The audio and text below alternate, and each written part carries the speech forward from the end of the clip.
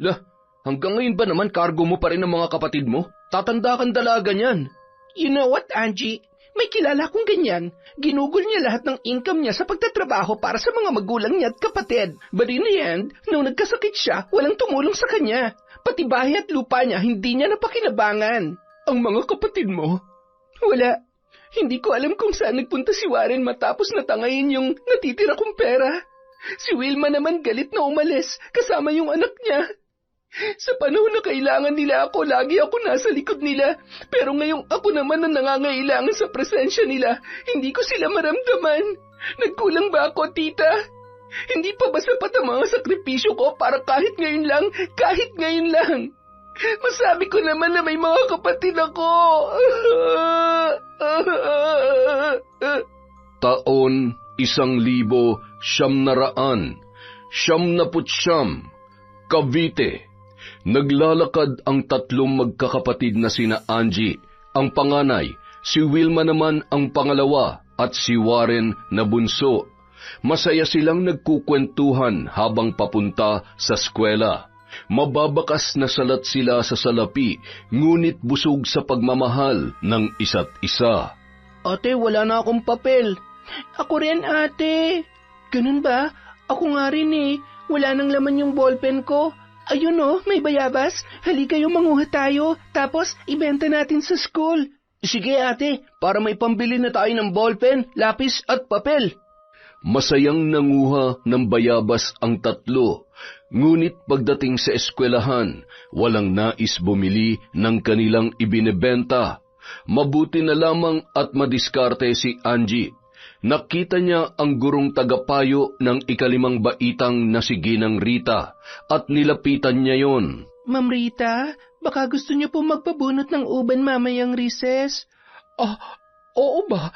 Sige, hihintayin na lang kita sa classroom ko, ha, Angie? Bibigyan kita ng 20 pesos. Ma'am, pwede po bang ballpen at papel na lang ang ibigay niyo sa akin?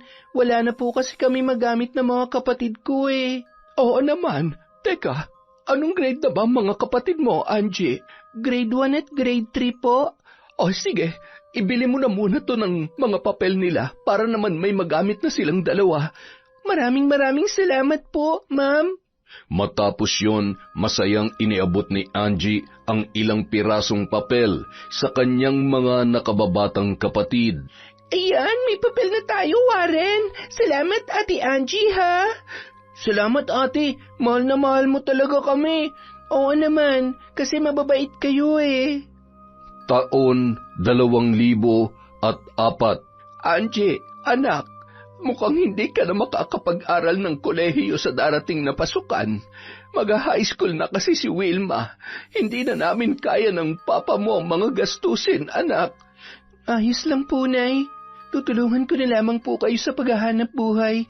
Ang importante, silang dalawa ang makapagtapos ng pag-aaral. Salamat sa pangunawa mo, anak.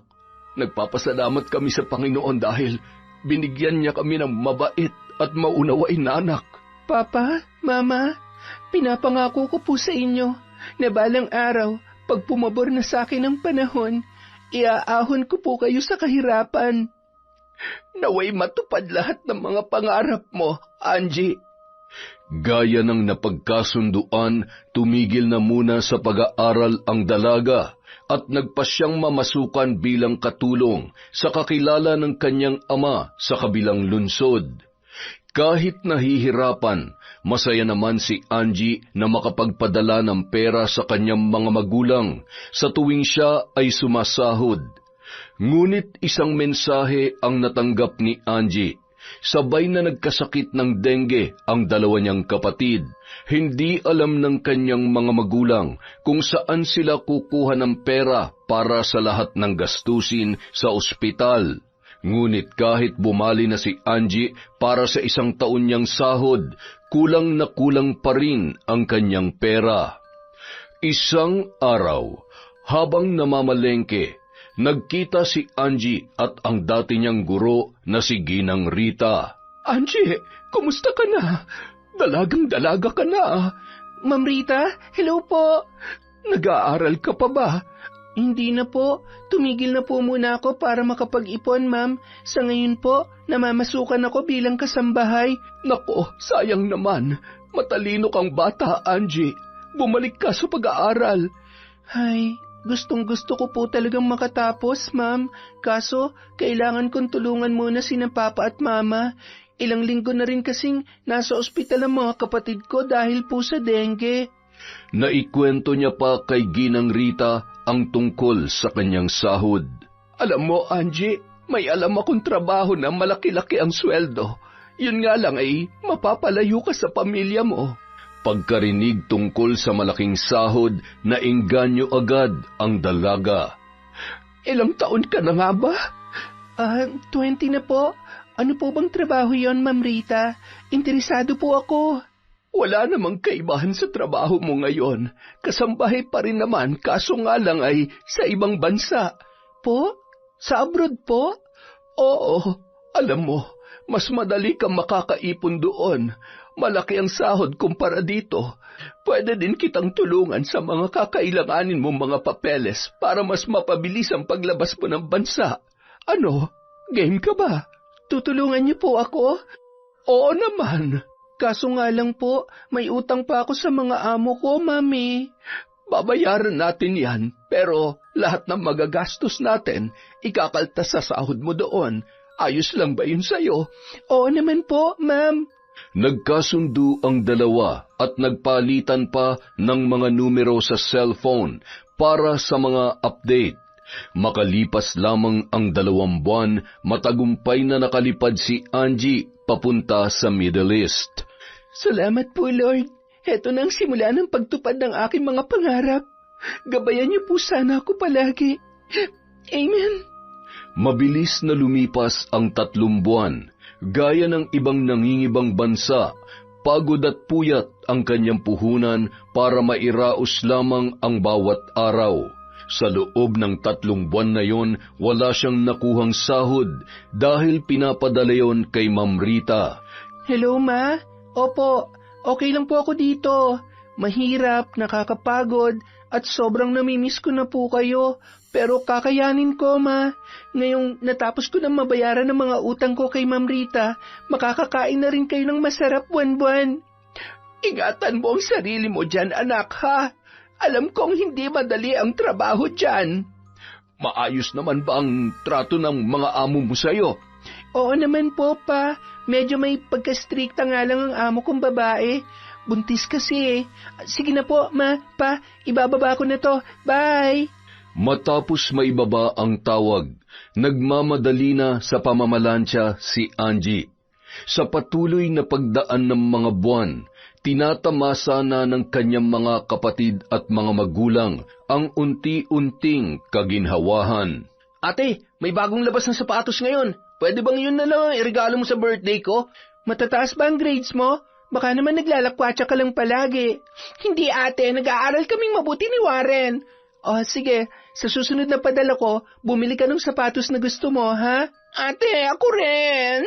Oo naman, basta mag-aral lang kayo mabuti, ha? Ibibigay ko ang gusto niyong dalawa.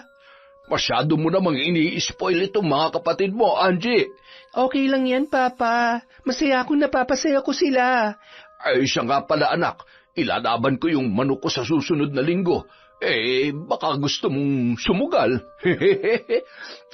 Sige lang pa, may budget kayo para doon. Ayun, salamat anak ha. Aba pati ba naman sa pagsusugal mo umaasa ka pa kay Angie. Florence naman. Ano ka ba naman, Delia? Ito na nga lang ang libangan ko Anong gusto mo? Makipag-inuman ako palagi sa mga kabarkada ko. Mabuti na nga lang at minsan lang akong magsabong Ay nako, ikaw nga panay ang paganda. Pariban-riban ka pa tapos pamani-manicure. Hindi nga kita sinisita kahit na senior citizen ka na Anong senior citizen? Hoy, 49 pa lamang ako, saka may permiso yun ni Angie. Natatawa na lamang si Angie sa pagtatalo ng kanyang mga magulang. Kung dati ay palaging nagtatalo ang mga yon kung saan kukuha ng pera para sa kanilang pagkain, ngayon ay iba na ang kanilang pinag-aawayan. Kahit saan nyo gastusin ang budget na para sa inyo, ayos lang. Ang importante, mapasaya ko kayo. Halos lahat ng sahod ng dalaga ay pinapadala niya sa Pilipinas na hindi naman niya pinagsisisihan. Nakapagpagawa na sila ng bahay, nakabili ng tricycle si Mang Florence at nakapagpatayo ng sari-sari store si Aling Delia.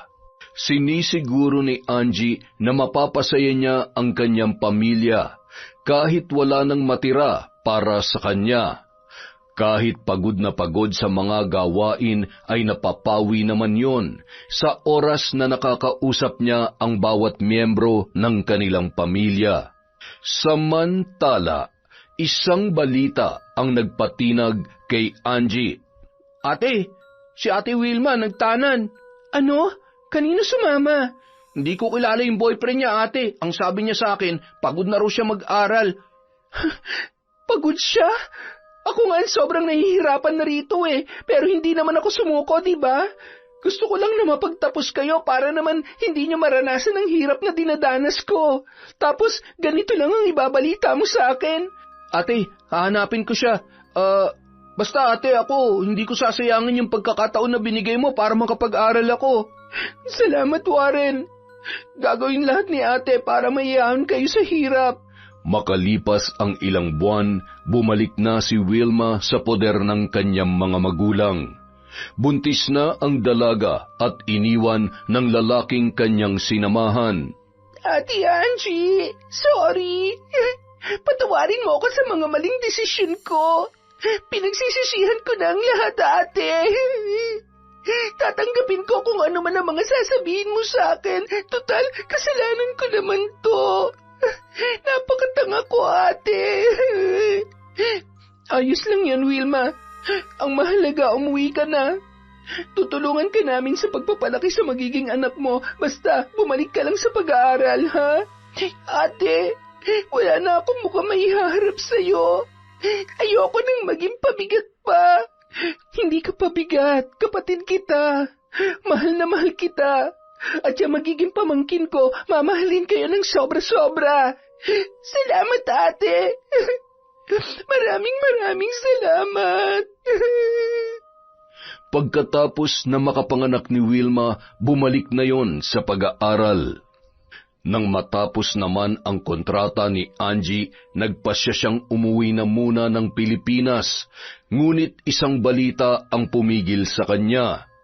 Nagkasakit ang kanyang amang si Mang Florence, kanser sa balat at nangangailangan ng agarang gamutan. Naantala ang kanyang pag-uwi at pumirma ng panibagong kontrata. Halos nasimot lahat ng sahod niya nang dahil doon. Hindi pa umaabot ang araw ng sahuran nang hihingi na naman ang kanyang ina. Mabuti na lamang mapagbigay ang kanyang mga amo kung kaya't agad siyang nakakapagpadala. Ilang taon lamang ang lumipas, hindi na nakayanan ng kanyang ama ang sakit. Namatay din yun. Yun na ang pagkakataon na siya ay nakauwi. Papa, sorry kung ngayon lang ako. Sabi ni Mama, araw-araw niyo raw akong hinahanap nung mga huling araw niyo na. Nandito na po ako, Papa. Ate, tahan na. Kung nasan man si Papa ngayon, alam kong masaya siya dahil nakauwi ka na. Matapos mailibing si Mang Florence, kinausap naman siya ng kanyang ina. Anak, Angie, babalik ka pa ba sa mga amo mo? Opo, Ma. Kailangan May mga utang pa kasi akong hindi pa nababayaran. Kailan ang alis mo? Baka magtagal ka pa dito. Po, Ma, 3 buwan pa naman po ako dito. 3 buwan? Nako, anak, may gagastusin pa ba tayong pera? Baka mamulubi na tayo niyan. Alam mo naman ang mga kapatid mo nag-aaral pa, saka itong pamangkin mo. Saan na lang tayo kukuha ng panggasto sa araw-araw? Ma, ba't parang hindi niyo gusto na manatili ako dito? Hindi naman sa ganon, Angie. Ang sinasabi ko lang, baka mahirapan tayo kasi wala na tayong natitirang pera. Naubos na lahat sa pagpapagamot sa papa mo. Yung tricycle na ibenta na, pati yung sari-sari store natin, nalugi na. Wala akong trabaho, pati na mga kapatid mo. Ikaw lang naman na nagpapakain sa amin, anak. Sana'y maintindihan mo ko. Pero masaya kung nagbabakasyon ka rito. Totoo yon. Hayaan niyo, Ma. Gagawa pa rin ako ng paraan para rumakit habang nandito ako. Huwag po kayong mag-alala. Ay, salamat naman kung ganon, anak. Alam kong maaasahan talaga kita sa lahat ng oras. Habang namamalengke, muling nagkita sina Ginang Rita at Angie. Angie, ikaw na ba yan? Ma'am Rita, masaya po ako makita kayo. Iba talaga kapag galing abroad. Ang kinis mo at ang puti, saka yung katawan mo. Chicks na chicks ka pa rin. Ilang taon na ba tayong hindi nagkita? Mga 5 taon na po yata. Ang mabuti pa, puntahan mo ako sa bahay bukas para makapagkwentuhan naman tayo. Medyo busy kasi ako ngayon eh. Alam mo naman ang address ko, hindi ba? Sige po, ma'am. Dadalaw po ako sa inyo bukas. Sige, hihintayin kita, Angie. Paano? Magpapaalam na muna ako sa iyo. Ingat po kayo. Napangiti na lamang si Angie habang kumakaway sa dati niyang guro. Yun ang dahilan kung kaya siya ay nakapag-abroad at marami siyang gustong ikwento doon. Kinabukasan, dumalaw nga si Angie sa bahay ni Ginang Rita. Tamang-tama, dumating kahapon ang pamangkin ko, Angie. Halika, ipapakilala kita kay Lester. Galing din yon sa abroad at sigurado akong magkakasundo kayo. Dinala ni Ginang Rita si Angie sa may kusina. Nakita niya ang isang lalaki na nagluluto doon. Lester, si Angie nga pala. Tanda mo pa? Mas lalo siyang gumanda, hindi ba? Take note, dalaga pa rin siya. Sa sinabi ng ginang, nakaramdam ng hiya si Angie. Yes po, tita. Natatandaan ko pa po siya. Hi, Angie. Lester nga pala. At binata pa rin yan si Lester, Angie. Naiilang naman na kinamayan ni Angie ang binata. Pakiramdam niya parang may gustong ipahiwatig si Ginang Rita sa kanya. Kilala mo pala ako? Nagkita na ba tayo dati? Hindi ko kasi tanda eh. Oo, hindi mo lang siguro maalala. Dito rin mismo sa bahay ni tita. Abala kasi kayo nun sa mga nilalakad niyong papeles eh. Ganun ba? Nako, pasensya ka na ha kung hindi kita natatandaan. Nako, wala yun. At least, kilala mo na ako ngayon. Ay, maiwan ko muna kayong dalawa. Aasikasuhin ko lang yung lamesa. Sige po, tita. Malapit na rin naman to niluluto ko. Ay, sige. Dito na muna ako. Lester, huwag mo nang pakawalan yan. Nakangiti pang kumindat ang ginang bago tuluyang tumalikod. Si Lester naman napakamot na lamang ng batok saka nahihiyang ngumiti. Ano daw yon? Inaasar lang ako ni tita. Huwag mo na lang pansinin yung huling sinabi niya. Maraming napagkwentuhan ang dalawa sa mga naging buhay nila sa ibang bansa. Kasama na roon ang mga pangungulila nila sa kani-kanilang mga pamilya. Nalaman ni Angie na isang driver si Lester ng malaking truck sa Middle East. At tulad niya, babalik din yon para ipagpatuloy ang kanyang paghahanap buhay. Sa maikling panahong nagkausap sila, naging magaan agad ang loob ng dalaga sa binata. Bago pa umuwi si Angie ay nagpalitan pa sila ng numero ng cellphone.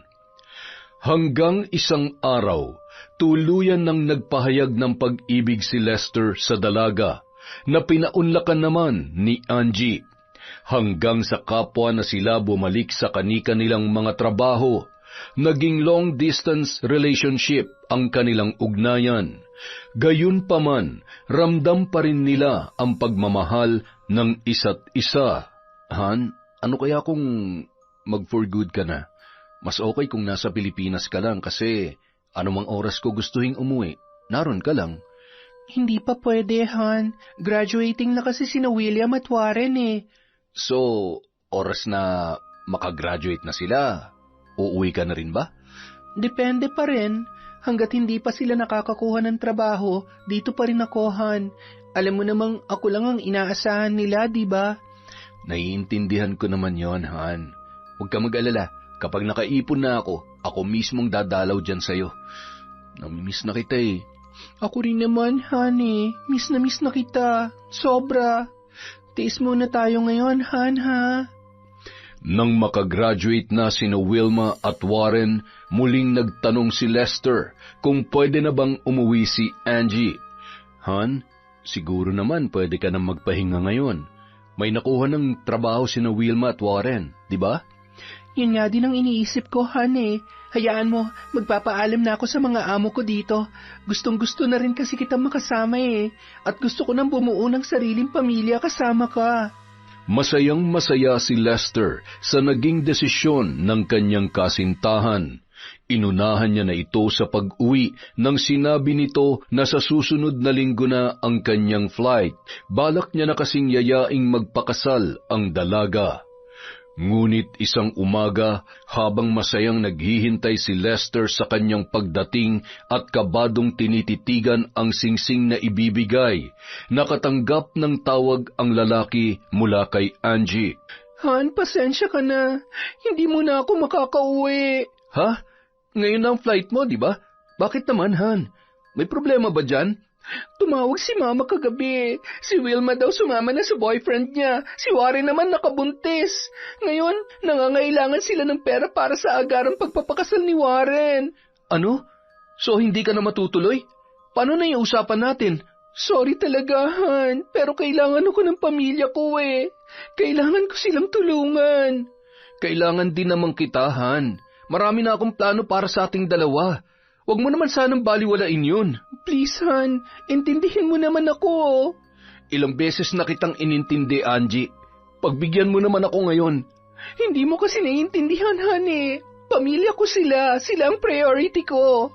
Mahalaga sila sa akin. Ibig bang sabihin, hindi ako mahalaga sa'yo? Kaya hindi mo ako mapagbibigyan sa pagkakataong to? Ganun ba? Hindi naman sa ganun, Han. Kaya lang... Kaya lang ano? Kailan mo ba uunahin ang sarili mo? Ilang taon ka na nagsasakripisyo para sa kanila. Hayaan mo namang kumilo sila sa sarili nilang mga paa. Malalaki na mga kapatid mo. Kaya na nilang maghanap buhay na hindi umaasa sa'yo. Huwag kang magpaalipin. Isipin mo naman ang sarili mo. Tayo, hanggang kailan mo ba sila papasanin? Hanggang kaya ko. Alam mo, Lester, kung wala ka namang magandang sasabihin, itigil na natin to. So nakikipaghiwalay ka na sa akin? Anong hiwalay? Sige, mas mabuti pa nga maghiwalay na tayo. Para naman hindi na ako umasa pa sa mga kasinungalingan mo. Hanggang kailan mo ba ako paaasahin? Hanggang kailan mo ako iiwan sa ere? Tao lang ako, Angie. Naiinip din. Ako pa ngayon ang sinungaling? Hindi ba ikaw yon? Nangako ka sa akin noon na iintindihin mo mga desisyon ko. Nasusuportahan mo ako dahil mahal mo ko.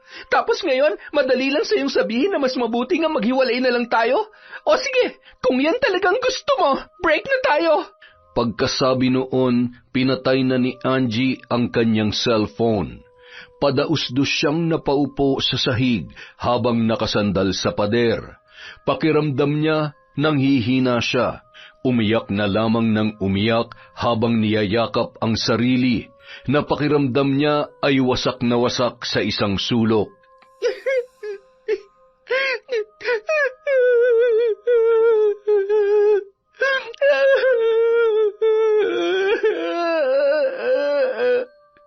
Akala ni Angie, uunawain ni Lester ang kanyang desisyon.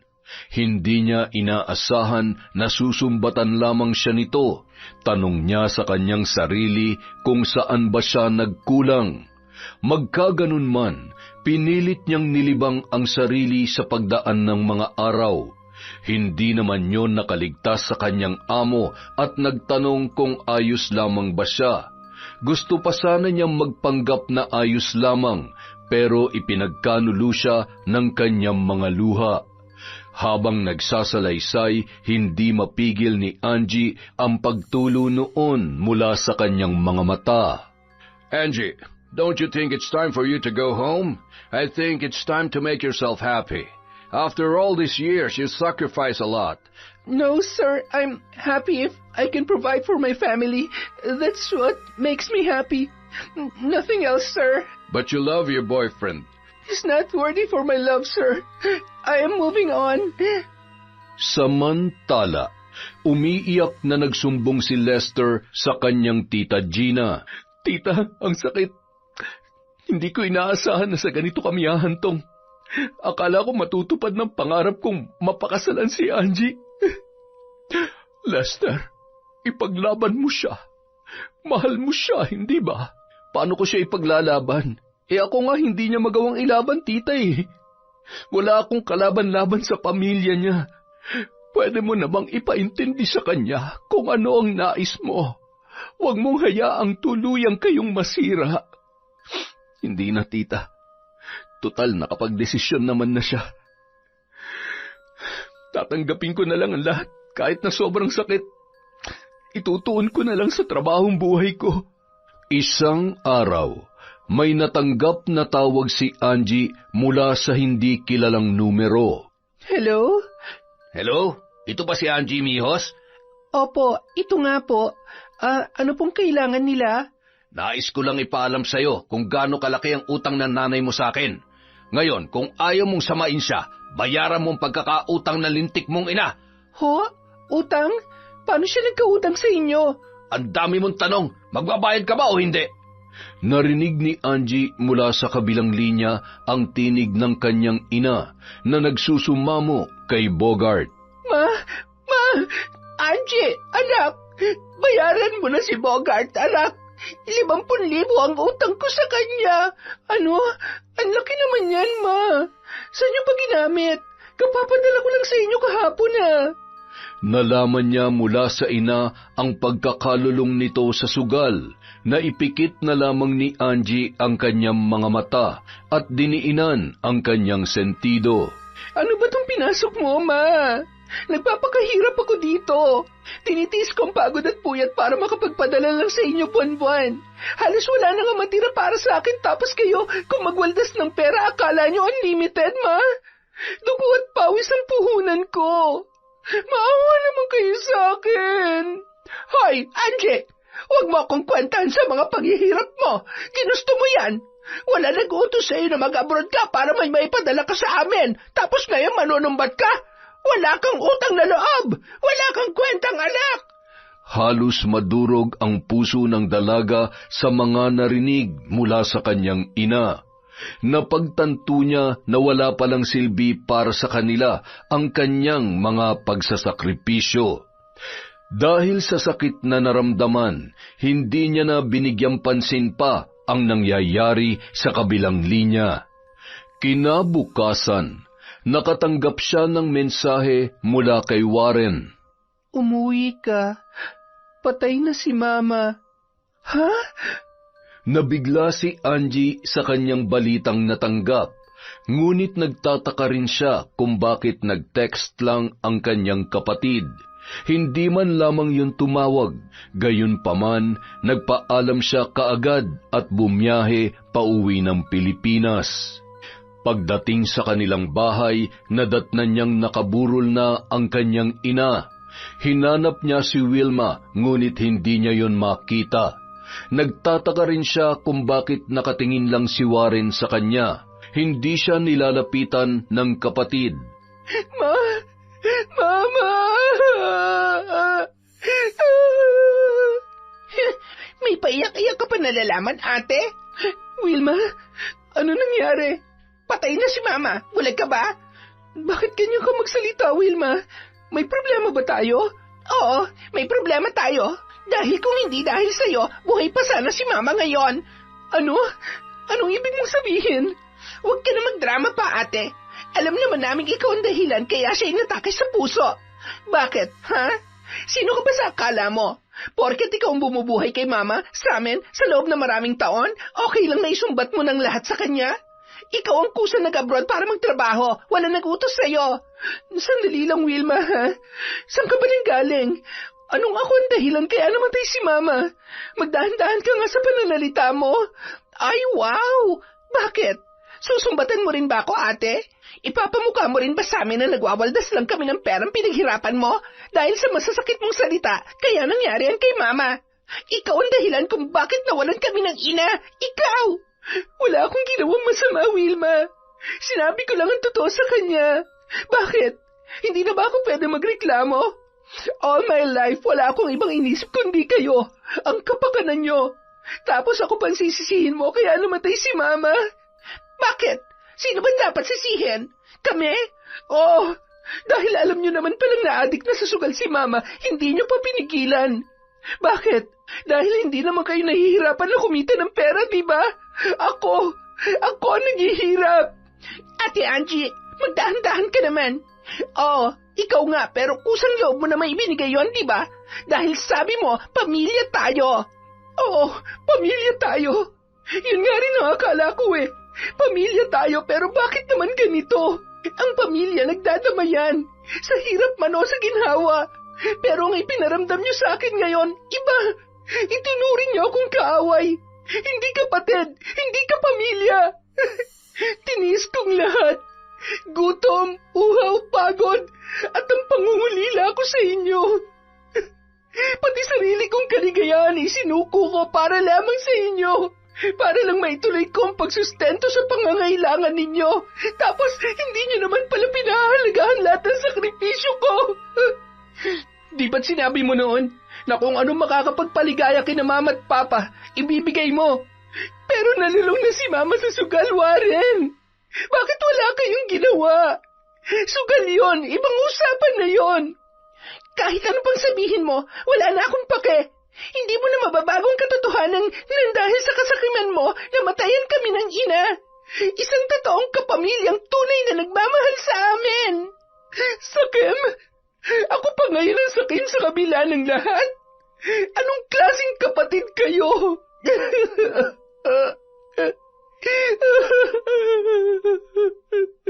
Huwag ka mag-alala. Simula ngayon, hindi na kami tatanggap ng anumang galing sa'yo. Simula nung araw na yun, hindi na kinikibo pa si Angie ng kanyang mga kapatid. Kahit ilang beses niyang sinubukang kausapin ang mga ito, ay wala na yung pakialam pa sa kanya. Hanggang sa tuluyan nang naihatid sa huling hantungan si Aling Delia. Warren, bukas babalik na ako sa Saudi. Kung ano man ang hindi natin pagkakaunawaan, isang tabi na lang sana natin. Wala na si Mama. Tayo na lang ang magkakaramay. Hindi naman ako galit sa'yo, ate. Kaso, ayokong awayin din ako ni Ate Wilma. Ganun na ba talaga ako kasama para sa kanya? Hindi ko naman ginusto nangyari kay Mama. Sinubukan ko namang awatin si Mama noon pero hindi ko na natutukan. May sarili na rin kasi akong pamilya, ate. Si Ate Wilma ganun din. Si Mama na lang mag-isa dito sa bahay. Tapos sabi niya meron naman daw siyang libangan. Hindi namin alam na bisyo na pala. Yung mga padala mo, pinaghahatian namin tapos sa sugal lang napupunta yung kay Mama. Alam mo, hindi ako nagagalit dahil sa pera, Warren. Ang ikinasasama ng loob ko kung bakit hindi man lang sinabi ni Mama sa akin ang tungkol doon. Kaya ako nagawang pagsalitaan siya. Pero promise, dala lang yun ang sama ng loob ko. Naiintindihan naman kita, ate. Ang mabuti pa, si Ate Wilma ang kausapin mo. Galit pa rin sa'yo yun eh.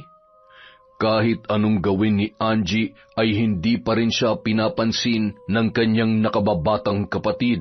Nitapunan siya ng tingin ay hindi noon magawa.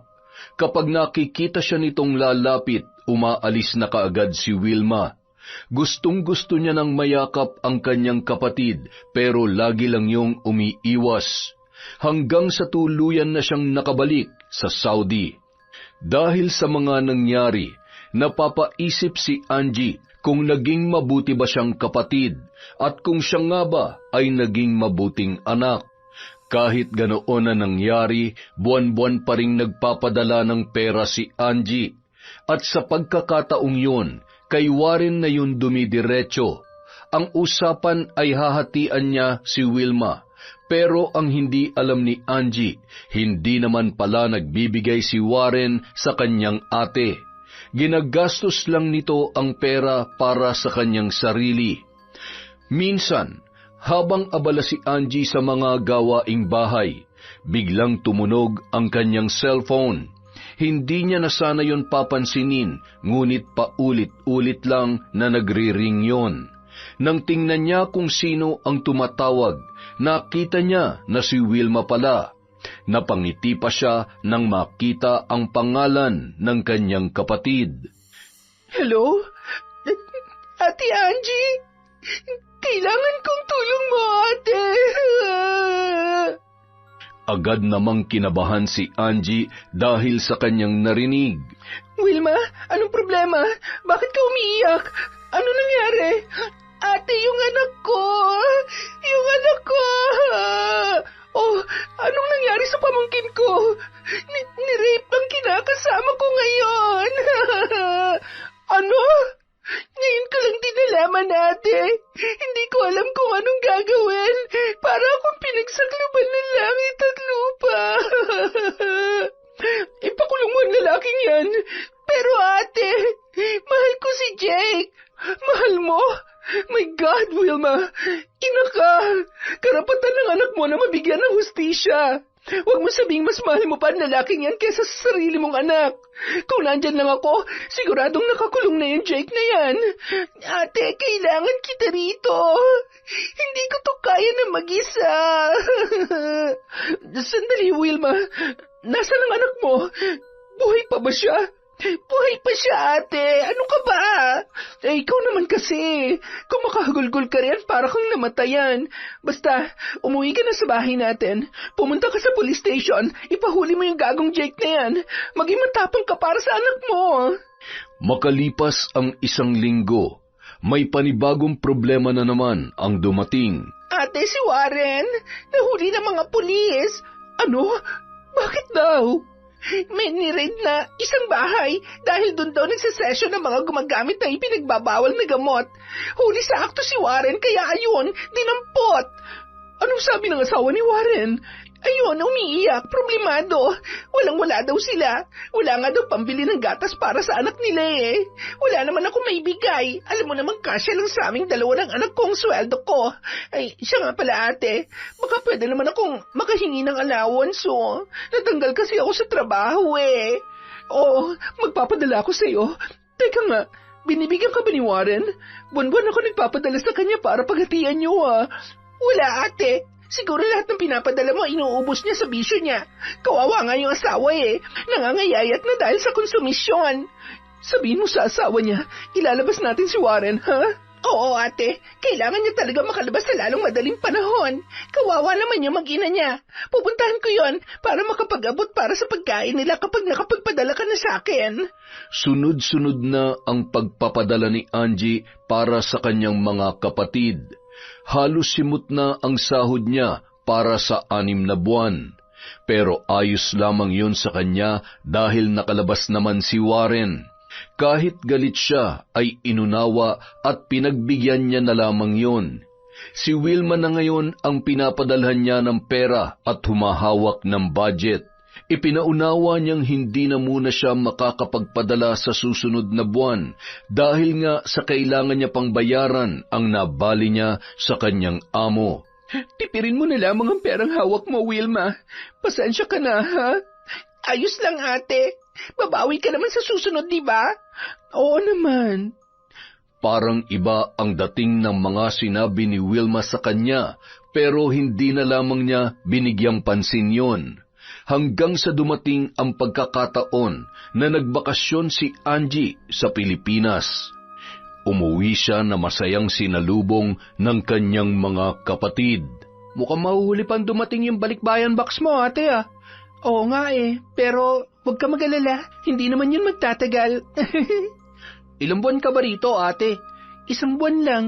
Ayos, makakapagpahinga ka na, makakapagbanding pa tayo. Oh, Wilma, bakit tahimik ka dyan? Wala naman, ate. Masaya lang ako na dumating ka na. Isang araw, naisip ni Angie na bisitahin si Ginang Rita dahil namimiss niya rin yun. Angie, kumusta ka na? Ang ganda-ganda mo pa rin ah. Nako, nakakahiya naman po. May pasalubong po ako sa inyo, Ma'am Rita. Tita na lang. Hindi na kasi ako nagtuturo ngayon, Angie.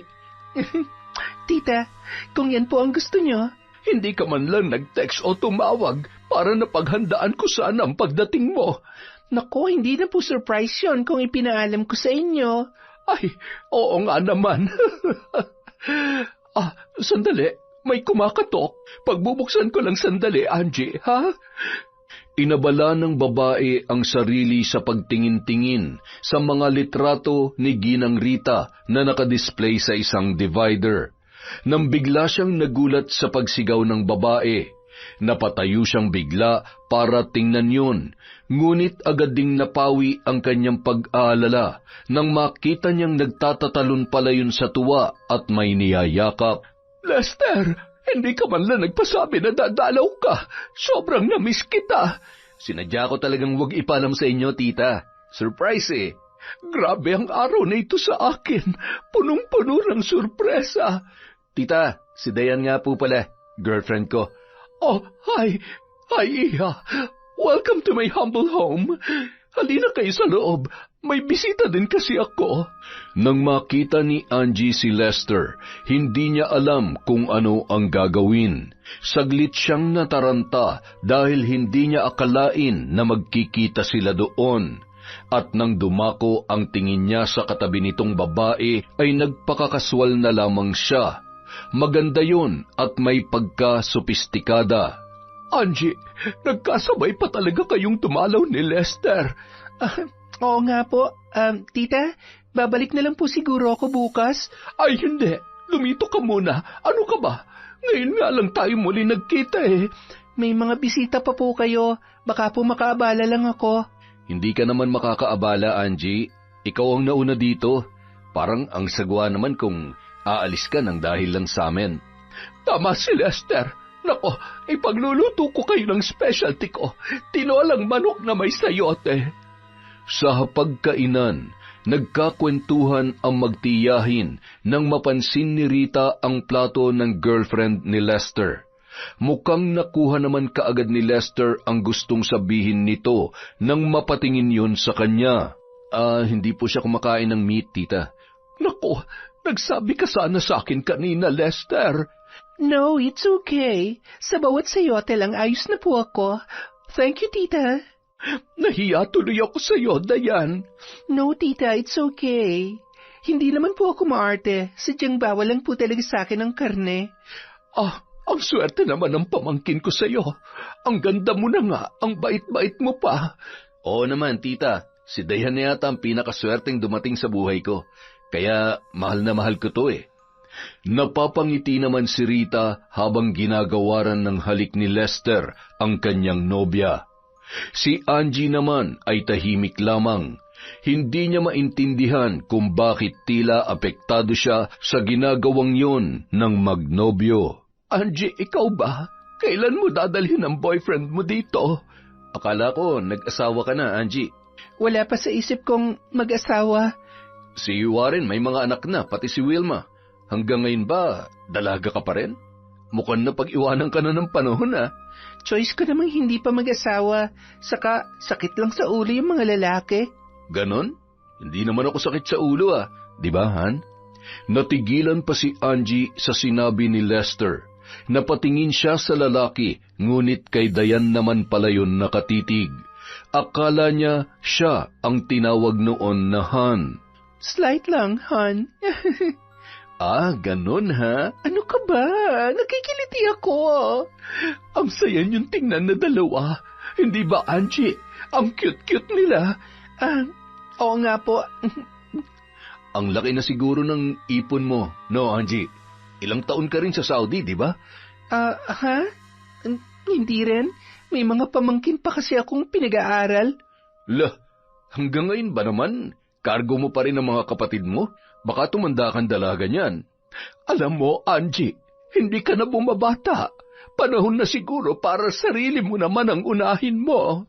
You know what, Angie? I know someone like you. Inubos niyang lahat ng pera niya from work para sa parents niya at sa mga kapatid. But in the end, nung nagkasakit siya, walang tumulong sa kanya. Pati bahay at lupa niya, hindi niya napakinabangan. Hindi naman ganun ang mga kapatid ko, Dayan. Iba-iba din naman kasi ang bawat tao.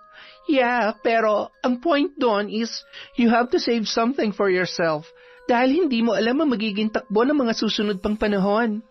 Tama si Dayan, Angie. Nang makauwi sa bahay, hindi pa rin mawala sa isip ni Angie si Lester.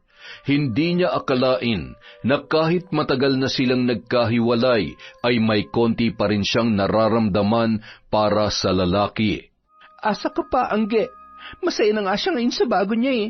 Ang tanga-tanga mo kasi. Ikaw sana yung kasama niya ngayon kung... Ay, ano ba? Napaparaning ka na yata. Sinong kausap mo dyan, ate? Ha? Wala. Sarili ko. Ganyan ka ba lagi? Huh? Anong ganyan? Kinakausap ang sarili. Nakasanayan mo na siguro yan, lalo pat ikaw lang mag-isa dun sa bansa ng mga banyaga. Loko ka talaga. Ang mga bata. Nandun na. Excited na mabuksan yung balikbayan box mo. Halika na, puntahan na natin sila. Kanya-kanya sa pag-aagawan ang mga pamangkin ni Angie sa kung anuman ang makukuha nila mula sa loob ng balikbayan box. Pati na rin sina Wilma at Warren ay hindi magkanda-ugaga. Uy, akin na tong pabango, ha? Sa akin na lang yan. Tutal, nandito ka lang naman sa bahay. Ako to may trabaho eh. Asus, hindi naman pwede magpabango kahit nasa bahay lang. Sino naman ang pababanguhan mo? Wala ka namang asawa. Tama na yan, para kayong mga bata eh. Maraming pabango dyan, huwag kayong magagawan sa isa lang. Napuno ng kagalakan ang puso ni Angie habang pinagmamasdan ang kanyang mga kapatid. Naaalala niya pa ang mga panahon noong sila ay mga bata. Nag-aagawan kung kanino mapupunta ang pinakamalaking bayabas para ibenta sa school dahil wala na silang lapis, ballpen at papel. Noon, mga simpleng bagay lamang ay masaya na sila. Kahit makakain ng lechon manok ay hindi nila naranasan. Kaya pinangako niyang anuman ang mangyari ay iaahon niya sa hirap ang kanyang pamilya. Hindi naman siya mayaman sa ngayon, pero masaya siyang naibibigay ang mga pangangailangan ng mga kapatid, kahit pa pamilyado na ang mga yon. Oh, natahimik ka bigla, ate. Wala lang, naisip ko lang ng mga bata pa tayo. Nakakamiss din yon. Oo nga, nakakamiss nga ang mga panahon na yun, ate. Yung wala kang ibang iniisip kundi ang maglaro lang buong maghapon. Ngayon, stress na tayo sa pagharap sa mga hamon sa buhay. Di ba, Ate Wilma? Ha? Oo. Wilma, ayos ka lang ba? Namumutla ka. Okay lang ako, ate. Sigurado ka? Oo naman. Isang araw, nagkasalubong sina Dayan at Angie sa palengke. Dayan? Ang malapad na ngiti ni Angie ay nahawi nang tingnan siya ng masama ni Dayan. Ayos ka lang ba? Hindi na ako magpapaka-plastic, Angie. Total, it's just the two of us lang naman. Ha? I know na may past kayo ni Lester. Bilang girlfriend niya, ayokong nilalapitan mo siya. Maliwanag ba? Teka, wala naman akong ginagawa . Saka, hindi naman kami nagkikita, Dayan. Isa pa, wala naman akong dahilan para lapitan siya. Mabuti na yung malinaw sa atin, Angie. Ang sakin lang. Walang pwedeng mangagaw sa mga pag-aari ko. Masama akong kaaway, kaya huwag kang magtatangkang pumasok sa mga buhay namin. I'm warning you. Matapos yon sabihin ng dalaga, tinalikuran na siya ni Dayan. Langya, lakas din ang tama mo, Dayan . Sayong-sayo na yung Lester mo. Isaksak mo pa sa gilagid mong bruha ka. Subalit tila nananadya ang pagkakataon. Nagpunta si Angie sa sementeryo para dalawin ang puntod ng kanyang mga magulang. Nagulat siya nang makita niya roon si Lester. Maglalakad na sana siya papalayo para makaiwas nang masulyapan siya nito. Angie! Pinilit niyang ngumiti para maging kaswal sana gaya ng ginawa niya noong nasa bahay sila ni Ginang Rita. Oh, Lester, anong ginagawa mo dito? Dinadalaw ko yung puntod ni Papa. Ikaw, dito rin ba nakalibing ang mga magulang mo? Oo, siya nga pala. Paano mo naman nalaman na patay na sila? Nabanggit kasi sa akin ni Tita eh. Si Dayan ba kasama mo? Hindi. Total, tapos naman na ako rito. Okay lang ba na samahan na lang muna kita? Nag-iisa ka lang, babae ka pa. Medyo may kalakihan din tong sementeryo at walang gaanong tao. Mas maigi na yung may nagbabantay sa'yo. Nako, wag na, Lester. Kaya ko naman ang sarili ko eh. Sasamahan na kita. Huwag na matigas ang ulo. Para naman akong bata nito eh. Pero, sige, ikaw ang bahala. Basta ba, hindi ako susugurin ni Dayan, ha? Huwag ka mag-alala. Mabait si Dayan. Hindi yung gagawa ng mga ganyang bagay. Habang naglalakad papunta sa mga nicho ng magulang ni Angie, nagkukwento si Lester sa babae tungkol sa kanyang nobya. Matagal na ba kayo? Mag-iisang taon na. Kailan nyo naman balak magpakasal? Hindi ko pa alam eh. Saka na siguro kapag ready na talaga kami pareho. Lester? Gusto ko lang mag-sorry sa mga nagawa ko noon. Alam mo, sobrang nasaktan ako sa ginawa mo sa akin, Angie. Lahat ng mga plano ko para sa ating dalawa noon, biglang gumuho. Nasabi nga sa akin ni Tita Rita kung gaano ka naapektuhan. Sorry ha. Ayos lang. Naka-move on naman na ako. Saka matagal na yon. Nakalimutan ko na yung sakit. Mabuti naman. Masaya akong nahanap mo ng babaeng nakakapagpasaya sa'yo. Angie, nung time ba na yon, iniyakan mo rin ba yung nangyari sa atin? Ha? Oo naman. Sobra din ako nasaktan, Lester. Pero ganun talaga siguro. Kailangan natin masaktan para tumibay. Sadyang may mga taong dumarating at lumilisan nang hindi natin inaasahan. Tulad mo, nahanap mo ng forever mo ngayon. Tama ka. Matapos ang kanilang pag-uusap, naging magaan na ang dibdib ni Angie. Ramdam niyang mahal nga ni Lester ang bago niyang nobya. Wala nang multo ng kahapon sa isip ko. Masaya na ako para sa iyo, Lester. At sana, maging masaya na rin ako sa pinili kong buhay. Nang muling bumalik si Angie sa kanyang mga amo, nagpatuloy siya sa pagsuporta sa kanyang mga kapatid. Padala dito, padala doon. Maya't maya may nagte-text para mangumusta at kalaunan hihingi rin ng pera.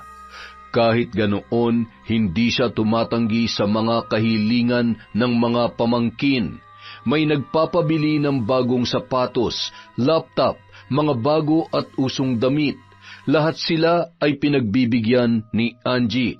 Masayang masaya siya na naibibigay ang kanilang mga kahilingan. Ngunit isang araw, sinabi ng kanyang mga amo na magmamigrate na sila sa ibang bansa. Pero hindi na siya maisasama. Napaiyak si Angie dahil napamahal na sa kanya ang kanyang mga amo, maging ang mga anak nito. Sa ilang taong paninilbihan niya sa mga yon, itinuring niya na silang kapamilya. Humingi yun sa kanya ng dispensa. Ipinaintindi ng mga ito sa kanya na tumatanda na rin siya. Mainam na bumuo na siya ng sariling pamilya para may makakaramay siya sa hirap at ginhawa. Sinabi din nila na iba kung may sariling pamilya, may asawa at mga anak, kesa sa mga kapatid at mga pamangkin lamang. Binigyan din siya ng mag-asawa ng sapat na pera para makapagpatayo siya ng sariling negosyo sa Pilipinas. Hindi ba kayo natutuwa na nandito na ako, Wilma, Warren? Hindi ka na babalik sa abroad, ate? Hindi na. Naisip ko rin kasing kailangan ko na magpahinga. Paano na yung kabuhayan natin, ate? Hindi pa nga nakakatapos ng high school yung anak ko eh. Huwag kang mag-alala. May sapat naman akong pera para makapagsimula ng maliit na negosyo. Pagtulungan na lang nating mapalago. Panahon na para magbanat ka ng buto, ate Wilma. Hindi yung panay-asa ka na lang sa mga padala ni ate. Abat kung makapagsalita ka, parang hindi ka rin naman nakikinabang ah. Pareho lang naman tayo nakikinabang pati buong pamilya mo. Siyempre, at least kami nagpapakatotoo kay ate Angie. At least ako, kilala niyang asawa at mga anak ko. So, anong gusto mong palabasin, ha? Ewan ko sa'yo, kung makareact ka para kang guilty. Baka may tinatago ka kay ate Angie. O ako na lang magsasabi sa kanya, gusto mo? Tumigil ka na, Warren. Hindi ka nakakatuwa. Bakit, ikaw ba nakakatuwa? Teka, ano na naman ba yung pinagtatalunan ninyo? Kadarating ko lang eh. Hay nako ate, kailangan mo na malaman ng totoo. Ano ate Wilma, itatago mo pa rin ba? Wilma, Anong kailangan kong malaman? Wala, ate. Anong wala? Meron kaya? Wilma? Oo na. Nakipagbalikan ako kay Jake. Ay, nag-iisip ka pa ba ng matino, Wilma? Baka nakakalimutan mo, hinalay ni Jake yung anak mo. Mahal ko si Jake, ate. Napagtanto kong hindi ko pala kaya mawalay sa kanya. So, anong gusto mo mangyari? Hahayaan mo na lang ba na ulit-ulitin niya yung ginawa niya sa pamangkin ko? Hindi naman kami magsasama, ate. Sa mga magulang niya pa rin siya uuwi. Magkikita lang kami pero hindi muna magsasama sa iisang bubong. Hindi ako natutuwa sa desisyon mo, Wilma. Sana lang, hindi ka magsisi. Nang mga sumunod na buwan, hindi na umuuwi si Wilma sa bahay. Ilang beses na siyang tinawagan at tinetext ni Angie, ngunit hindi niya binibigyang pansin yun. Nalaman na lamang kalaunan ni Angie na sumama na ito sa nobyong si Jake at pumunta sa probinsya nito sa Negros. Nang mga panahon na yun, nasa kolehiyo na ang anak ni Wilma na nasa pangangalaga ni Angie. Warren, kailangan ko na sigurong mangibang bansa ulit. Lumalaki na tong pamangkin mo. Lumalaki na rin ang mga gastusin. Kailangan kong ibigay ang mga pangangailangan niya. Mukhang wala na talagang balak na magpakita pa si Wilma eh. Ilang taon na nakalipas mula nung umalis siya. Ikaw na muna mag-alaga sa kanya, ha? Huwag ka mag-alala. Buwan-buwan naman ako magpapadala gaya ng dati. Sigurado ka ba dyan, ate? Pwede ka naman magtrabaho dito kung gusto mo. Malapit lang at makakauwi ka pa kung kailan mo gustuhin. Mas malaki ang sahod sa ibang bansa eh. Ang isang buwan ko doon, katumbas na ng 3 buwan kong sahod kong dito. Ikaw ang bahala, ate. Sana makakuha ka ng kasing bait ng dati mong mga amo, no? Makalipas ang 2 buwan na paghahanda, lumipad na si Angie patungo sa Hong Kong. Nagpapasalamat siya dahil isang Pinay ang kanyang magiging amo na nakapag-asawa ng Chinese. Noong una, mababait pa ang kanyang mga amo, lalong-lalo na ang babae. Ngunit pagkalipas lang ng 4 na buwan, ipinakita na nito kung gaano yun kabayolente. Angie, sinong gumalaw nito mga pagkain? Ako po, madam. Sabi kasi ni Sir, tikman ko raw. Ha! Close na pala kayo ngayon ng asawa ko? Hanggat hindi ako nagsasabi, wala kang gagawin. Naintindihan mo? Opo. Pasensya na po. Masarap ba? Masarap naman po, madam. Halika, lumapit ka. Malandi kang babae ka. Po. Ayaw mo, ha? Sige, kainin mo lahat ng to. Halika rito. Kinaladkad ng babae si Angie papunta sa may lamesa at inginudngod ang mukha niya sa lalagyan ng pagkain na nakapatong doon. Hoy, Angie, katulong ka lang dito. Ako ang asawa, ako masusunod. Huwag na huwag mong lalandiin ang asawa ko dahil baka ako pang pumatay sa'yo oras na lumapit-lapit ka sa kanya. Madam, tama na po. Wala po akong ginagawang masama. Linisin mo lahat ng yan. Naiwan si Angie na humahagulhol habang pinupunasan ang kanyang muka. Awang-awa siya sa kanyang sarili dahil sa kanyang sinapit. Ang bawat galaw ng babae ay palaging binabantayan ng kanyang amo. Matalim ang bawat titig nito sa tuwing kinakausap siya ng among lalaki para utusan ng kung anuman o hindi kaya ay kung may itatanong.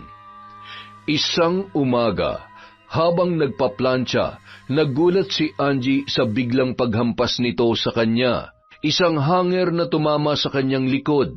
Napangiwi pa siya, dala ng sobrang sakit. Di ba sabi ko sa'yo, huwag ka makikipag-usap sa asawa ko? Madam, sinagot ko lang naman po yung tinatanong sa akin ni Sir. Wala po akong ginagawa masama. Wala pala, ha? Kinuha ng babae ang hawak niyang plantsa at sapilitang ipinatong sa likod ng kanyang mga kamay. Napasigaw si Angie dahil sa sakit na naramdaman. Kung patuloy mo lalandiin ang asawa ko, hindi lang yan ang aabutin mo. Huwag na huwag ka magsusumbong sa kanya. Oras na malaman niyang pananakit ko sa iyo, sisiguruhin kong sa kulungan ang bagsak mo.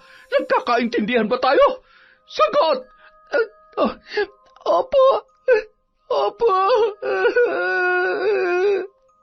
Sunod-sunod na naranasan ni Angie ang pisikal na pananakit ng among babae sa tuwing wala ang asawa nito. Naroong binuhusan siya ng mainit na tubig o di kaya naman ay malakas na hinahablot ang kanyang buhok. Mahilig din ang babae na ingudngud siya sa inidoro o di naman kaya ay sa basurahan. Kapag nagtatanong naman ang asawa nitong ubod ng bait tungkol sa mga pasa ni Angie, sinasabi lang ng babae na medyo may pagkatanga si Angie kaya nadudulas o hindi naman kaya ay nauuntog, kaya nasasaktan ang sarili. Mabait ang among babae sa kanya kapag nasa bahay ang asawa nito. Saka pa lamang nito nilalabas ang tunay na ugali kapag umalis na ang kanyang asawa. Tiniis ni Angie ang lahat ng pananakit sa kanya, makapagpadala lamang sa mga mahal niya sa buhay. Titiisin ko ang lahat. Igagapang kong pag-aaral ng mga pamangkin ko. Pangako, tatapusin ko ang 3 taong kontrata dito. Nagpatuloy pa ang pananakit ng babae niyang amo.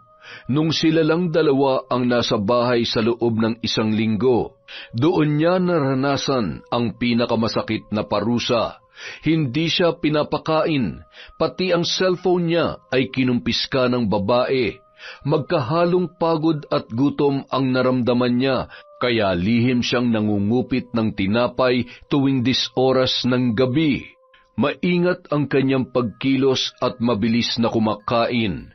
Iinom na sana siya ng tubig nang biglang lumiwanag sa may kusina kung saan siya naroroon.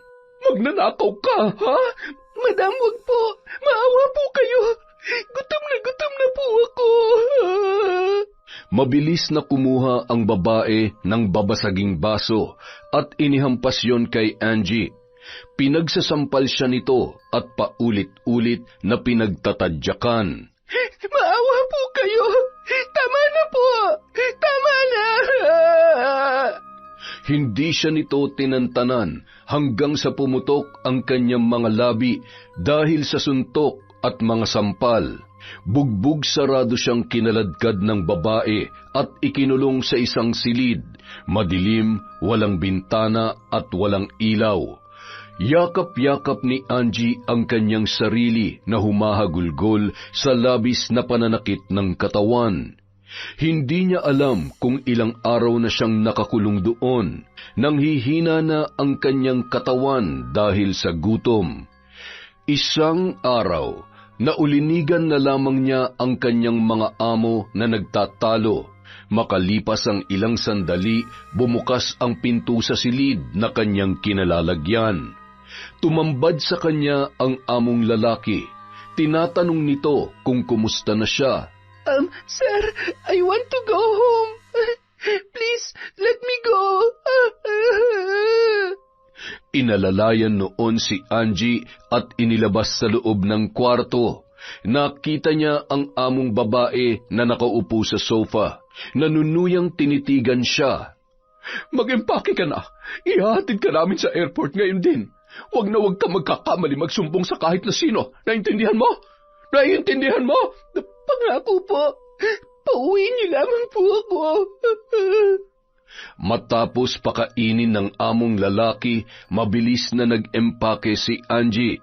Pagdating sa Pilipinas, Ate, mabuti na lang at pinauwi ka pa nila. Bakit hindi mo sinabi ang pangmamaltrato nila sa'yo? Eh di sana natulungan ka ng agency mo. Huwag ka na mag-alala pa, Warren. Ang importante, nakauwi na ako.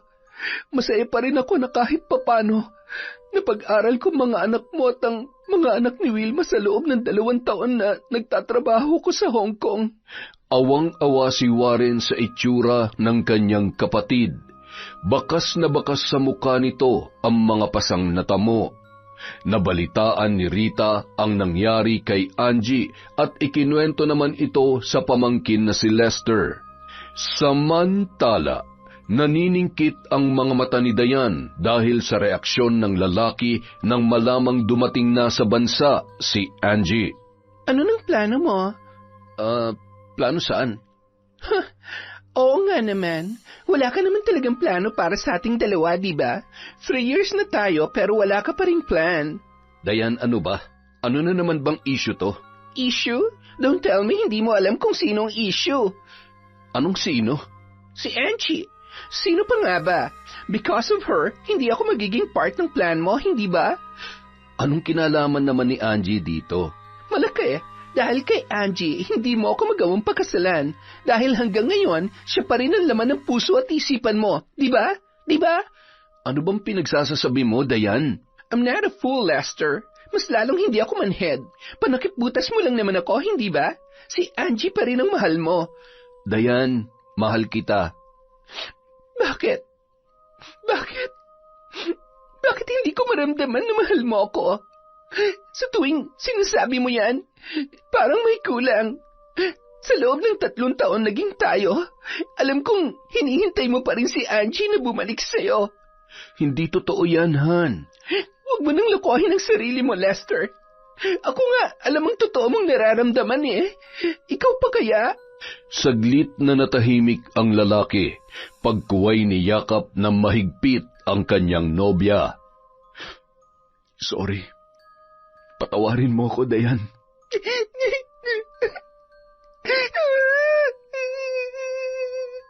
Habang nagyayakapan, kapwa umiiyak ang magkasintahan. Naikuyom na lamang ni Dayan ang kanyang mga kamao. Samantala, habang nasa bahay si Angie, naghanda sila ng kaunting salo-salo para sa kaarawan ni Warren. Masaya silang lahat na nagdiriwang, nagsasayawan at nagkakantahan. Parang kailan lang, umiiyak ka pa kapag inaagawan kita ng laruan. Ngayon, heto't, tumatanda ka na. Ang hiling ko lang, sana'y palawigin pa ng Panginoon ang pinagkaloob niyang buhay sa iyo, Warren. Salamat, ate. Maraming salamat sa lahat ng pagsasakripisyo mo. Mula noon hanggang ngayon, pinapangako ko aalagaan kong pamilya ko, ate. Ikaw, wala ka na ba talagang balak mag-asawa? Sa tanda kong to, may magkakagusto pa kaya sa akin? Oo naman, kahit malapit ka na mag-40, maganda ka pa rin. Sus, nang bola pa? Nagkatawanan pa sila, ngunit biglang nahimatay si Angie sa hindi malamang dahilan. Isinugod siya sa ospital, ngunit sinabi ng doktor na stressed lang si Angie at dapat na magpahinga. Pinaniwalaan naman nila yon. Subalit makalipas ang 1 linggo, mas lalo lang lumalala ang kanyang kalagayan. Nanghihina siya at gusto na lang ang palaging natutulog. Muli siyang ibinalik sa ospital, ngunit normal naman ang lahat ng kanyang vital signs. Kaya napagpasyahan ni Warren na iuwi na lamang siya sa bahay. Ate, baka albularyo ng kailangan natin. Albularyo? Bakit? Hindi kasi makita ng doktor yung sanhi ng panghihina mo eh. Ayos lang ako. Huwag na kayo masyadong mag-alala. Ipapahinga ko lang to sa bahay. Pasensya ka na, ate ha, pero baka may naitabi ka pang pera dyan. Natanggal kasi ako sa trabaho at walang-wala ako ngayon eh. Oo, meron pa naman. Kumuha ka na lang dun sa may cabinet.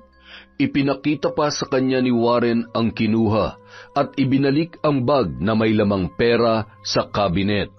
Subalit ng mga sumunod na araw, natukso si Warren na muling kumuha doon ng walang pahintulot mula sa kapatid, hanggang sa nasimot niya na ang laman ng bag. Si Angie naman nangangayayat na ng husto, hindi na rin siya tinatantanan ng ubo, at sa bawat pag-ihi at ubo niya, parang mabibiyak sa sakit ang kanyang ulo. Dahilan upang ipatawag niya sa pamangkin si Warren. Ngunit nang bumalik ang bata galing sa bahay ni Warren, sinabi nito na wala roon ang nakababata niyang kapatid. Inutusan na lang niya ang dalagita na kunin ang pera sa cabinet dahil kailangan niyang muling magpatingin sa doktor. Subalit laking gulat na lang niya nang makita na wala ng laman ang kanyang bag. Umiyak na lamang siya na hindi mawari kung ano ang gagawin. Wala na ang kahuli-hulihang pera na kanyang naipon. Diyos ko, inubos ni Warren ang pera ko. Nung araw ding yun, dumating si Wilma. Masayang-masaya si Angie na makita ang kanyang kapatid. Subalit nang igala ni Wilma ang mga mata sa paligid, nagtaas lamang yon ng kilay. Masaya akong makita ka, Wilma. Kumusta ka na? Mabuti. Maayos pa sa maayos. Masaya ako para sa'yo. Kumain ka na ba? Hindi na ako magpapaligoy-ligoy pa, ate. Pumunta lang naman ako dito, hindi para makita at makausap ka, kundi para kunin ang anak ko. Bakit pa? Pwede ka namang tumira dito kasama namin. May tirahan naman ako eh. Hindi ko na isisiksik pa ang sarili ko dito. Kaya ko nang buhayin ang anak ko. Wilma, bahay mo rin to. Bahay natin. Susunduin ko na siya dahil kailangan ko na makakatulong sa pagbabantay ng mga anak ko kay Jake. Kailangan ko na magtrabaho sa abroad. Hindi ako papayag, Wilma. Hindi ko siya hayaang sumama sa'yo. Baka kung mapaano pa siya sa kamay ng kinakasama mo. Ako ang nanay niya, ate. Karapatan kong kunin ang anak ko. Bakit? Nagpakaina ka ba sa kanya sa loob ng ilang taon? Iniwan mo siya. Hindi ka nga nagparamdam eh. Nagtapos ng sekundarya ang anak mong wala ka sa graduation niya. Dahil sumama ka sa lalaki mo. Mas pinili mo pang lalaking yon. Ikaw pa ngayon ang galit? Di ba ayaw mo naman kay Jake? Ikaw ang nagtulak sa akin na lumayo. Wala kang karapatang pigilan ng anak ko. Dahil tita ka lang niya. Ako ang ina. Oo, tita lang ako. Pero simula nung iluwal mo siya sa mundo, ako nang umako ng responsibilidad mo. Ay, wow! Nagsalita ang magaling. Porket ikaw nagpaaral sa kanya, may karapatan ka na? Hindi. Dahil walang nag-utos sa'yo na gawin yon. Nagkusa ka para ikaw ang maging bida. Oo, nagkusa ako. Dahil gusto ko at mahal ko kayo. Ayoko ng drama mo, ate. Aalis na kami ng anak ko. Wilma, bakit ba ang tigas ng ulo mo? Hindi ka pa ba nadala sa ginawa ni Jake sa anak mo? Dalaga na siya, oh. Anumang oras pwede na siya mabuntis kapag ginalaw na naman siya ng kinakasama mo. Tumahimik ka nga dyan. Hindi, Wilma. Hindi siya sasama sa'yo. Kaya pala ayaw mong sumama siya sa akin dahil natatakot ka na mag-isa rito. Natatakot ka na walang mag-aalaga sa'yo dahil dyan sa sakit mo. Kahit may sakit ako, kaya kong alagaan ang sarili ko. Kaya wag mong ipilit ang bagay na hindi naman totoo. Ipokrita! Maliwanag naman na hindi mo na kaya. Mahina ka na. Hindi mo na kayang kontrolin pa ang buhay ko. Kahit kailan hindi kita kinontrol, alam mo yan. Hindi na pinakinggan pa ni Wilma ang nagsasalitang si Angie. Pinilit niya ang anak na sumama sa kanya at nagtagumpay naman yun.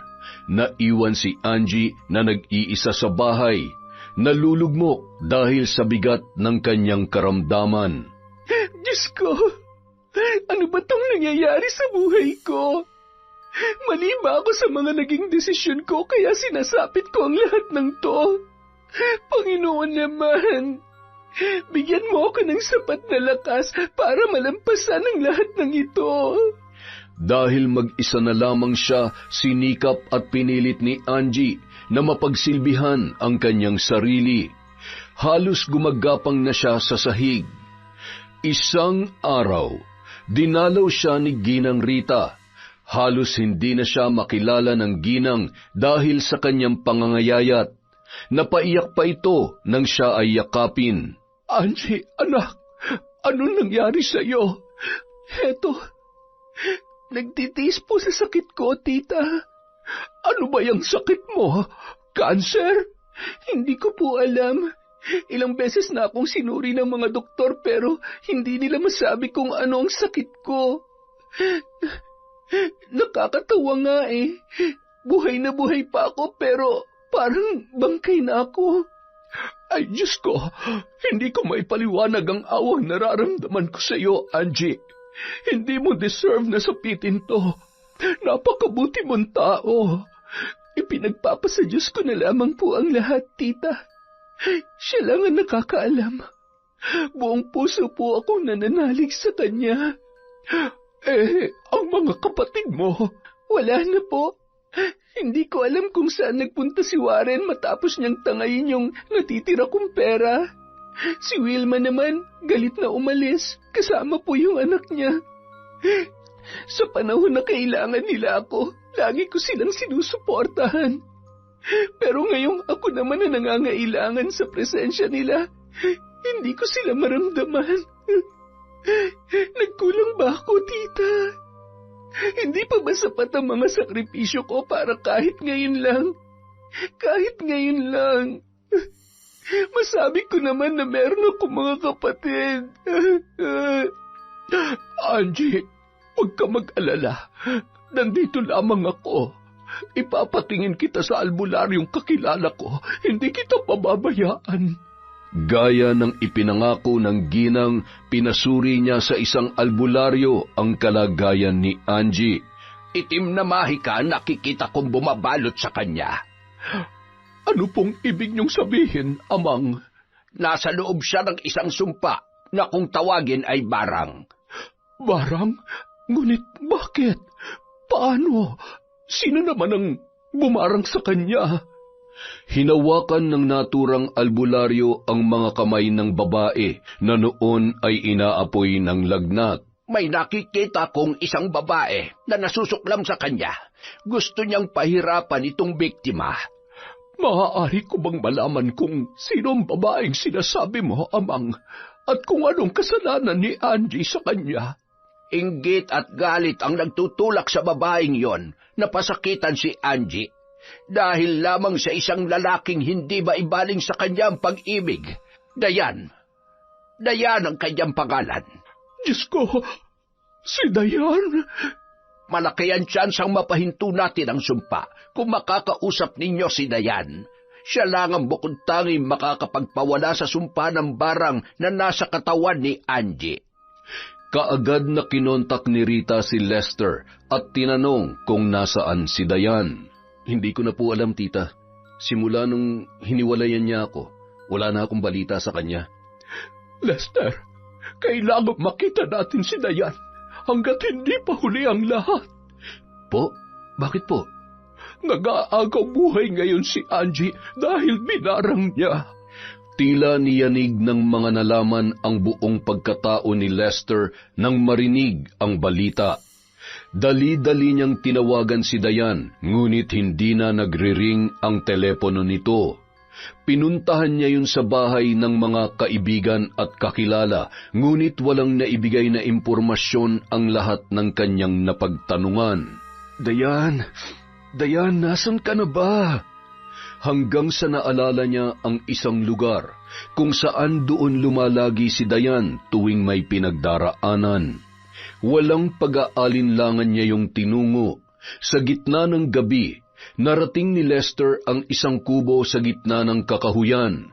Base sa kwento ni Dayan noon, pagmamay-ari daw yon ng yumao niyang lola. Sa loob ng kubong yon, nararamdaman ni Dayan ang kapayapaan kapag nakakapasok sa tuwing meron siyang pinoproblema. Tahimik ang buong paligid. Tila huni lamang ng mga kulisap ang namamayani. Alam ni Lester na may tao sa loob dahil nakasindi ang gaserang ilawan na tumatagos sa sawaling dingding ng kubo. Dayan, alam kong nasa loob ka. Mag-usap naman tayo, pwede? Lester? Oo, ako to. Dahan-dahang pinagbuksan ni Dayan ang dating kasintahan. Anong ginagawa mo dito? Naparito ko para humingi ng tawad sa'yo at para magpaliwanag. Biglang lumuhod si Lester sa harapan ni Dayan. Sorry, patawarin mo ko sa lahat ng kasalanan ko, Dayan. Sorry kung sa tingin mo naging panakitbutas lang kita. Sorry kung hindi kita nagawang yayain magpakasal sa loob ng 3 taong naging tayo. Patawarin mo ko kung naging duwag ako na aminin sa iyong totoo. Sorry dahil pinaasa lang kita, pero pangako, minahal kita, Dayan. Talaga? Oo, totoo yun. Minahal kita. Pero nung makita ko si Angie sa bahay ni Tita Rita, bumalik ang lahat. Bumalik ang sakit sa pag-iwan niya sa akin sa ere. Bumalik ang kasabikan ko sa kanya. Bumalik ang pagmamahal kong matagal ko ng pilit na ibinaon sa limot. Lumabas din ang katotohanan na siya pa rin ang mahal mo sa aming dalawa. Pero it's okay. Oras na mawala na siya ng tuluyan sa mundo, magwawagi pa rin naman ako sa puso mo, hindi ba? Hindi ka na mahihirapang pumili sa amin. Dayan, nagmamakaawa ako. Bawiin mo na ang sumpa kay Angie. Pakiusap. Ayun, isa pang katotohanan. Kaya ka nagpunta dito para humingi ng tawad para bawiin ko ang barang sa babaeng yon. Ang galing! Palakpakan! Napakagaling ng estilo mo, pero hindi mo ako maiisahan. Hindi mo ako mapapaikot sa mga palad mo, Lester. Pangako gagawin ko lahat ng gusto mo. Pagbigyan mo lang ang kahilingan ko. Wow! Really? Luluhod ako. Eto, ginagawa ko na. Gusto mong halikan ko ang mga paa mo, gagawin ko. Paano kung gusto kong pakasalan mo ko? Will you marry me? Oo, gagawin ko. Lahat ng gusto mo. Hayaan mo lang si Angie na mabuhay na normal. Talaga? Sige. Madali lang naman akong kausap eh. Bukas na bukas, pakasalan mo ako sa harap ni Angie. Babawiin ko ang barang, oras na maging legal mo na akong asawa. Oo, bukas na yan, magpapakasal tayo. Kinaumagahan, handa na ang lalaki sa kanilang pag-iisang dibdib ni Dayan. Naroon na rin ang Wes na magkakasal sa kanila. Pati si Ginang Rita kasama ang naka-wheelchair na si Angie na naguguluhan kung bakit imbitado siya sa kasal nina Lester at Dayan. Tanging ang babae na lamang ang kanilang hinihintay. Makaraan ng ilang minutong paghihintay, dumating na si Dayan. Suot ang isang simpleng puting bestida. Pagbaba ng sasakyan, tiningnan niya si Lester. Pilit yon na napangiti sa kanya. Nang mapadako ang tingin niya kay Angie, napaismid pa si Dayan. Mabuti naman at you're here, Angie. Ikaw ang pinaka-espesyal na bisita sa araw na to. Ngumiti lang ang babae sa kanya. Walang kamalay-malay sa naging usapan nila ni Lester. Ilang sandali pa, nagsimula na ang seremonya ng kasal. Hanggang sa natapos ay nakatingin lang si Angie sa dalawa. Lihim na nasasaktan ang kanyang puso dahil may nararamdaman pa rin siya kay Lester. Pero may malaking espasyo sa kanyang damdamin na nagsasabi na maging masaya siya para sa lalaki na kanyang pinakamamahal. Nang makapagsolo, kinausap ni Lester si Dayan. Ngayong kasal na tayo, maaari mo na bang bawiin ang barang kay Angie? Ganun mo ba siya kamahal? Kaya mong isakripisyo ang sarili mong kaligayahan para sa buhay niya? Mahal ko siya. At kaya kong gawin ang lahat para sa kanya. Bakit hindi mo siya pinaglaban noon? Matagal ko nang alam na wala naman talaga akong kalaban-laban sa mga kapatid niya. Noon pa man sa kanila na umiikot ang buhay ni Angie. Kaya nga naghiwalay kami dahil mas pinili niyang tugunan ang mga pangangailangan ng sarili niyang pamilya kaysa magpakasal sa akin. Paano na yan? Matatali ka na sa akin. Ayos lang. Ang mahalaga nakalaya na siya sa sumpa. At alam ko na magagawa rin kitang mahalin, gaya ng pagmamahal na nararamdaman ko para sa kanya. Sa sinabing yon ng lalaki, hinawakan ni Dayan ang muka ni Lester. Sa tingin ko, hindi mo ako kayang mahalin like her. Napilitan ka lang napakasalan ako, hindi ba? Lester, mahal na mahal kita. Mahal na mahal. At gaya mo, handa akong makulong sa kalungkutan para lang sa isang tao. Alam ko. Kaya nga naisipan mo mambarang, di ba? Naiintindihan din naman kita. Hindi ko man ramdam ang sakit na nararamdaman mo, pero pangako, hindi ko yun plinanong ipadama sa iyo. Sinubukan kong mahalin ka ng higit pa sa pagmamahal ko kay Angie. Pero nabigo ako, Han. Ngayon, susubukan ko ulit yon. No need, Lester. Promise, pipilitin ko. Kagabi pa lang, pinutol ko ng pambabarang kay Angie. Kita mo siya kanina? Hindi na siya gaanong mahina, diba? Sa mga susunod na araw, babalik din ang lakas niya at unti-unting manunumbalik ang dati niyang pangangatawan. Sa sinabi niyang yun, Napayakap na lang ng mahigpit si Lester sa babae. Salamat. Maraming salamat, Dayan. Lester, I think this is the right time para yayain mo na siyang magpakasal. Bilang babae, ramdam kong mahal ka pa rin niya. Ha? Ano bang sinasabi mo? Kasal ka na sa akin, kanina lang, di ba? Yon? Wala yon. Hindi ko naman pinirmahan yung contract. Sa mata ng batas, binata ka pa rin. Ano? Pinapalaya na kita, Lester. Naisip kong kailanman hindi ka liligaya sa piling ng taong hindi mo naman mahal. Sa piling ko, maging masaya ka sa piling niya. I love you, Lester. Hindi ko alam kung anong sasabihin pero maraming salamat, Dayan. Hindi mo alam kung gaano mo ako napasaya. Salamat. Samantala, sa bahay ni Angie, nakatanaw siya sa bintana at tumitingala sa payapang kalangitan. Ayos ka lang ba, Angie? Tita, alam kong mali pero ngayon ko lang napagtanto na sinayang ko lang ang mga nabuong pagsasama namin noon ni Lester. Kanina habang kinakasal siya, ini-imagine ko na sana ako yung bride. Mahal na mahal ka pa rin ng pamangkin ko, Angie. Gagawin niya ang lahat para sa'yo. Ginawa niya yon para sa'yo. Po, ano pong ibig niyong sabihin? Idinitalye ni Ginang Rita ang mga nangyari kay Angie, pati na ang pagsasakripisyo ni Lester na pakasalan si Dayan para isalba ang kanyang buhay.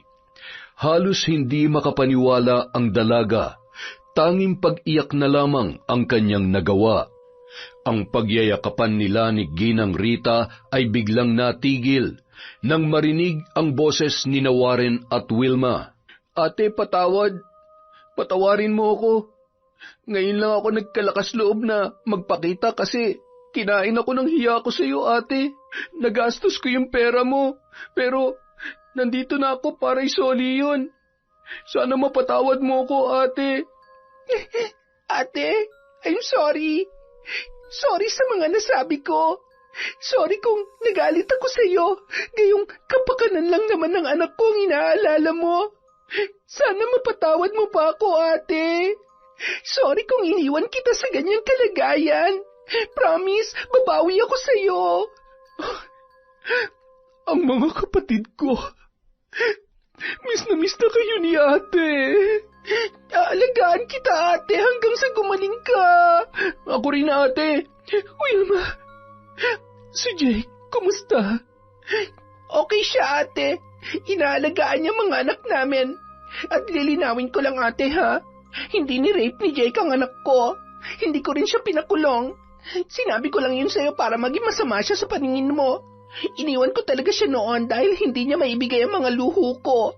Sorry, ate. Pangako, hindi na ako magsisinungaling sa'yo. Niyakap na lamang ni Angie ang kanyang mga kapatid. Oo nga at nasaktan siya sa ginawa nila, pero sa isip at puso niya, kapatid pa rin niya ang dalawa. Habang buhay na magkatali ang kanilang mga pusod, at habang buhay din siyang magpapakaate kina Wilma at Warren. Makalipas ang ilang buwan, ginanap na ang pag-iisang dibdib nina Lester at Angie, at nagsimula na silang mamuhay ng masaya at mapayapa. Yon! Ang saya ng pag-ibig, lalo na kung may kasamang SS at PhilHealth. Dahil dyan, meron na naman po tayong shoutout. Simulan po natin kay Yolanda Lopez, hi din po kay Gina Andraque Peña, kay Jack 20M, wow, 20M. Hello din po kay Corazon Ortega, kay Beth Mercado, kay Belen Malbas, kay Jerlyn Arbado, kay Doresa Magno, Josie Aniban, Kat Burglar Cutie, Jessica Rojas, Kim Bara, kay Chris Jalmamado, Maribel Balabag, kay Christine Victorino. Hi din po kay Mama Riza, kay Maria Katrina Manyakap, magsulat ka na, hoy. Kay Nita Canillas, kay Chenny Ocol. Hi din po kay Vilma Bautista, kay Febe Ranyada, Sheila May Resurrection, Lady Dam, kay Cherry Mukbanger ASMR. Hi din po kay Puresa Tagiwalo, sa Galedo family from Babes. Evelyn Villarreal. Hi din po kay Shaneline Besario, kay Noemi Garcia Pabunan, kay Sean Ann Reblinka, Lowella de la Peña, Emmanuel Christian Zorilla. Brother, kumusta ka? Hi po kay Hayashi Megan, kay Maricar de Quilla, bago nating subscriber, from Marjorie de Quilla. Maraming salamat po sa inyo. Love na love po kayo ni Enteng. Hi din po kay Luella Baliza, kay Ronald Belza Bahado, kay Sydney Crosswind, Evelyn Santos, Leona Taytay, Monica Nieves, Dins Lumigid, Alfreda Alano. Hi din po kay Marisa Belda, kay Maria Magtagnob. Hi, tama po ba ang pagkakapronounce ko? Kung mali, pasensya na po kayo. Babawi po tayo next time. Hi din po kay Princess Grace Reyes at Myra Joquino from Mabel Reyes. Hello po sa mama po ni Amadeo Terminal. Hi din po kay Josephine Oyangorin, kay Vilma Sistoso, Dimples Yumi. Hi, Idol. Hello po kay Rizalyn Gayanes of Riyadh, Vicky at Mama G from Rixander Gayanes. Hi po kay Shiva Ledesma, kay Ken BJ, Cipriano Bagnol, Robert Crimen, Milrose Galvez, Celia Tolentino, Shara Marie Hipulan, Ami Viray, kay Gabriel Manalo, kay Yang Pasardan. Happy birthday po kay Royce Lacson from Goku ng Pinas. Dadalawin ka raw niya mamaya. Good luck. Hi din po kay Utoy Kagawad, Chander de Guzman, Cristina Peru, Ronnie Nobari, Reka Jukoy, Larcy Siriban at Mitch Yap. Sa mga hindi po natin nabanggit, abay, meron pa po bukas. Araw-arawin na natin to. Maraming salamat po sa walang sawang pagsuporta sa Kwentong Enteng.